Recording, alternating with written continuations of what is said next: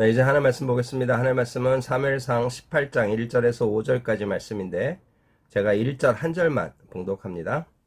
다윗이 사울에게 말하기를 마침에 요나단의 마음이 다윗의 마음과 하나가 되어 요나단이 그를 자기 생명같이 사랑하니라. 아멘. 네, 우리는 17장의 말씀을 통해 다윗이 골리앗을 막대기와 돌만 가지고 물맷돌만 가지고 나가서 그를 이스라엘 백성들 앞에 때려 누이는 장면을 목격했습니다. 17장의 주된 어떤 모습은 무엇인가요? 외형적인 모습 앞에 기가 죽어있는 이스라엘 백성들 앞에 외형적인 모습으로는 전혀 골리앗과 싸울 수 없는 한 왜소한 소년이 등장합니다. 그리고 그 왜소함을 보고 등치가 좋은 골리앗이 또 경멸하는 거죠. 그러나 결과는 어떻게 되나요? 외형적인 모습으로는 전혀 상대가 될 것 같지 않았던 다윗이 골리앗을 때려 누이는 거죠.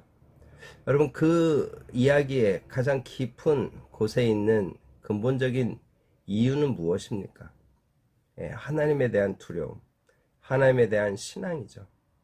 그 하나님에 대한 신앙이 있는 다윗은 외형적인 모습 앞에 압도되지 않습니다.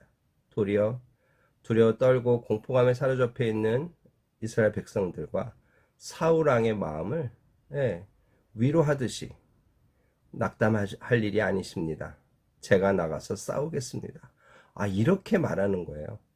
여러분, 어떻게 이런 말을 할 수 있을까요? 이게 바로 내면에 하나님을 믿기에 외형적인 모습에 압도되지 않은 그 깊은 하나님과의 깊은 신앙에서 나오는 고요함이죠. 하나님이 주시는 평강입니다. 그것을 깨뜨리지 않은 채 다윗은 나갔고 그는 단번에 골리앗을 때려 누였던 거죠. 여러분, 그래서 17장 앞부분과 끝부분에 그는 무명의 소년이었다 하는 이야기를 반복해서 쓰고 있는 거죠. 앞부분에서는 그냥 심부름 가다가 얼떨결에 골리앗 앞에 서게 된 다윗의 모습을 강조했다면, 뒷부분은 이미 사울과 대면을 했던 어떤 사실이 있음에도 불구하고 사울은 그를 알아보지 못합니다. 그럼에도 불구하고 그는 이겼다. 이제 이게 포인트죠. 이제 오늘 18장으로 들어서면서 이제 사울과 다윗의 갈등의 이야기가 이제 본격적으로 다뤄지게 됩니다. 그 속에서 중요한 역할을 하는 요나단이 오늘 1절부터 5절까지 등장하는데, 그 요나단의 마음을 오늘 잠깐 나누면서 주님이 주시는 교훈을 함께 살펴보려고 합니다. 1절입니다. 다윗이 사울에게 말하기를 마침에, 다윗이 지금 사울에게 자신이 누구다라고 소개를 했죠. 너 누구냐라는 이야기를 듣고 당신의 종 베들레헴 사람 이새의 아들입니다 라고 소개를 했어요. 근데 그런 얘기를 마친 거죠. 그런데 그런 상황 속에서 계속 제3자로서 눈여겨보던 한 사람이 있었던 겁니다. 그 사람이 바로 누굴까요? 사울의 아들 요나단입니다. 여기서 우리는 잠깐 생각이 들지 않을 수 없어요. 무기 든 자와 함께 단 둘이서 블레셋의 요새에 급습을 했던 그 용기 있는 요나단이 오늘 이 골리앗과의 싸움에서 나설 수는 없었던 건가? 골리앗 앞에서는 싸울 만한 힘과 담력이 요나단에게도 없었던 건가? 하는 생각을 하게 됩니다. 여러분, 성경은 이 부분에 대해서 침묵하고 있기 때문에 우리가 뭐라고 말하기는 어려워요. 그러나 요나단이 어떤 상황이 있었는지, 아니면 요나단의 어떤 한계였는지 우리는 알 수 없지만 요나단은 가만히 있었고, 그런 와중에 이 어린 소년이 등장해서 상황을 180도 역전시켜 놓은 거예요. 여러분, 그것을 본 요나단의 마음이 오늘 1절에 소개됩니다. 한번 볼까요? 요나단의 마음이 다윗의 마음과 하나가 돼요. 요나단이 그를 자기 생명같이 사랑하니라. 요나단의 마음이 다윗의 마음과 하나가 됐다라고 오늘 쓰고 있습니다. 요나단과 다윗이 구면인지 그것도 우리는 알 수 없어요. 그러나 지금 이 말에서 무엇을 우리에게 강조해 줍니까?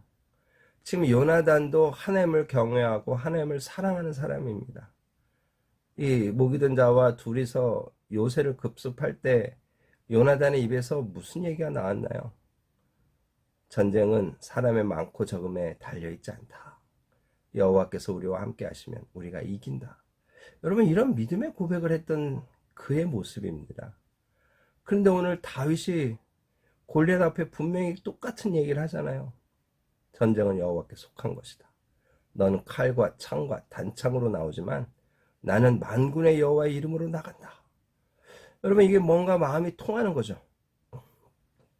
요나단은 골리앗 앞에까지 갈 수 없는 어떤 상황, 또 한계가 있었지만 다윗은 그것들을 돌파하며 골리앗 앞에 섰고 골리앗 앞에 서서 이 엄청난 고백을 해내는 거예요. 그런 모습을 본 요나단의 마음이 다윗과 하나가 되는 건 당연한 거죠. 요나단의 마음이 다윗의 마음과 하나가 돼요. 여러분, 오늘 우리의 인생 중에 이렇게 마음이 하나가 되는, 하나님에 대한 온전한 신앙으로 하나가 되는 믿음의 사람을 만나는 거, 여러분, 이건 복이 아닐까요? 그건 복이죠. 여러분, 우리 함께하는 교회 공동체가 서로 이런 사람이 되어야 됩니다. 이런 사람이 되어 가고 있다고 저는 믿습니다. 청년들끼리, 또 권사님들과, 또 집사님들과 함께 이 모든 일들을 감당할 수 있다면 이거야말로 정말 아름다운 믿음의 공동체인 거죠. 하나님을 사랑하는 마음으로, 하나님의 영광을 위해 인생을 불태우겠다는 마음으로 하나가 되는, 그 마음이 서로 공유되는 그런 믿음의 관계가 되는 것, 이게 교회가 가야 될 귀중한 목표점이 아닐까요? 바로 그거죠. 그래서 요나단이 그를 자기 생명같이 사랑하니라. 여러분, 그래서 이 사랑이 끝까지 이어집니다. 사울왕 자기 아버지가 다윗을 죽이려 할 때도 요나단이 보호를 하고 나서는 거죠. 생각해 보십시오. 네, 지금 사울을 왕을 이어서 왕이 될 요나단입니다. 사울 임금이 이 다윗을 싫어해서 다윗을 제거하려고 하는 그 깊은 뜻도 요나단이 모를 리가 없어요. 이게 나를 위한 거구나. 내가 이스라엘의 왕이 되게 하려고 아버지가 나를 대신해서 악역을 하시는구나. 이렇게 생각할 수도 있는 거죠. 그래서 아버지 편에 살짝 그냥 서면 되는 거예요.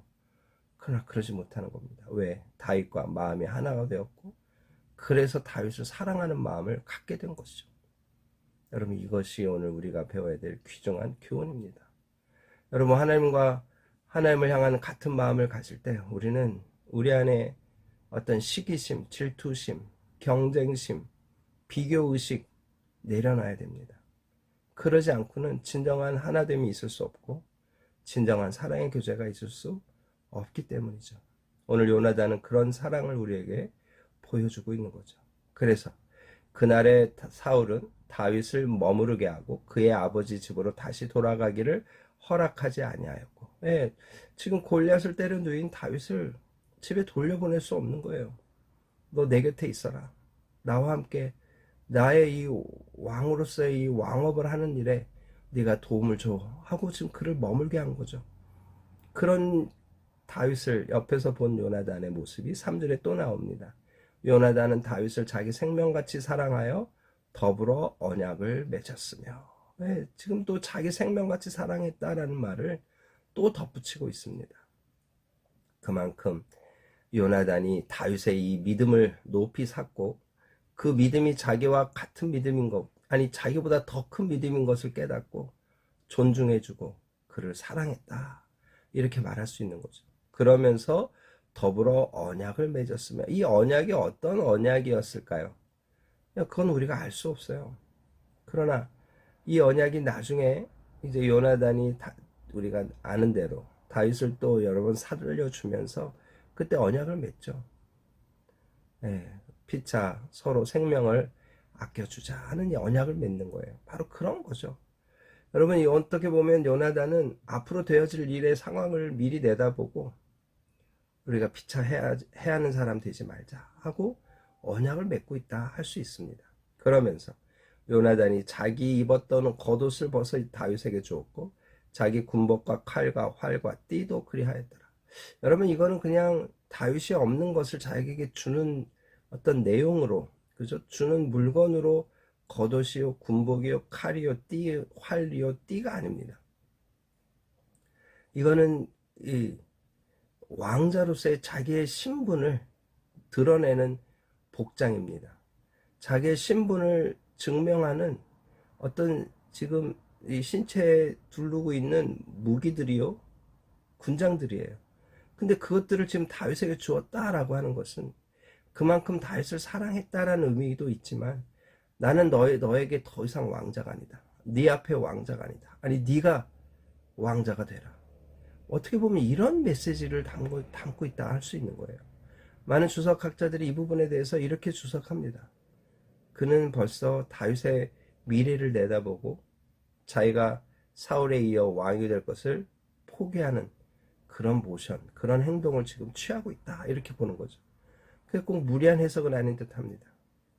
다윗을 사랑하고 다윗이 자기보다 더 큰 믿음의 사람이요, 하나님을 더 사랑하는 사람인 것을 깨닫고 그 앞에 겸손히 군복과, 그죠? 칼과 활과 띠와 모든 것들을 내려놓고 있는 거죠. 여러분, 오늘 이 요나단의 이 믿음이 대단하지 않습니까? 그러면서 이제 다윗이 어떤 모습으로 그의 인생을 지금 살게 되는지 간략하게 요약적으로 쓰고 있어요. 다윗은 사울이 보내는 곳마다 가서 지혜롭게 행하며 사울이 그를 군대의 장으로 삼았더니 온 백성이 합당히 여겼고 사울의 신하들도 합당히 여겼더라. 아브넬이라고 하는 군대장이 있습니다. 그러나 그와 같은 맥락, 같은 등급의 군대장인지 그건 모르겠어요. 그러나 그를 이제 일개의 소년병이 아니라 군대의 장으로 세운 겁니다. 근데 그것을 본 사람들마다 다 인정하는 거죠. 합당히 여기는 거예요. 당연하다. 우리 모두가 못한 일을 이 다윗이 하지 않았느냐. 그는 군대의 장이다. 이렇게 다 인정했다. 그리고 가는 곳마다 지혜롭게 행했다라고 쓰고 있어요. 나중에 뒤에 보면 이 부분이 좀 더 자세히 설명됩니다. 그때 좀 더 나누기로 하고요. 여러분, 오늘 1절부터 5절까지의 이야기를 통해 주님 우리에게 주시는 교훈이 무엇인가요? 예. 같은 마음에, 한 마음의 공동체가 되어야 된다. 여러분, 어떤 마음입니까? 하나님을 향한 마음이에요. 하나님을 향한 충성이요, 하나님을 향한 사랑이요, 하나님을 향한 헌신입니다. 여러분, 이런 마음으로 우리가 하나가 될 때 거기에는 우열이 다툼이 없습니다. 경쟁이 없습니다. 시기와 질투가 없습니다. 내가 못하는 걸 다른 사람이 할 때 박수 쳐주고 잘했다, 나도 당신과 같은 믿음을 갖기 원한다, 이런 마음이 되는 거예요. 그러나 거기에 불순한 태도, 불순한 마음이 들어갈 때 거기에 이 공동체는 깨지게 되어 있는 거죠.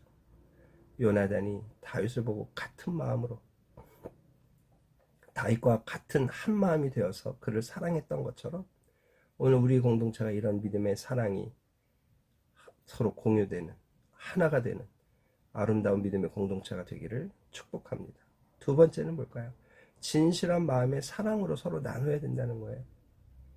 자기 생명같이 사랑했다는 말을 2번이나 쓰고 있습니다. 이 말이 그냥 말이 아닌 것을 이 요나단의 이어지는 삶의 모습에서 우리는 확인합니다. 여러분, 오늘 우리 안에 형제를 향한 진실한 사랑이 더 넘쳐나기를 소망합니다. 위에서 기도하고, 위에서 염려하고, 위에서 중보하고, 때로는 여러 필요한 것들이 있다면 채워주고 서로 보태주는 그런 사랑의 모습으로 우리가 진실된 사랑, 자기 생명같이 여기는 사랑으로 서로 사랑하는 그런 삶의 모습이 우리 가운데도 더 넘치기를 축복합니다. 세 번째 교훈은 다윗이 어느 곳에 가든지 지혜롭게 행하여 사람들에게 인정받았다는 모습입니다. 오늘 우리의 삶의 현장에서 이런 믿음의 모습을 통해 하나님께는 물론이요, 사람에게도 칭찬과 인정을 받는 믿음의 모습으로 살아가는 오늘 하루 되기를 주님의 이름으로 축복합니다. 다 같이 기도하겠습니다.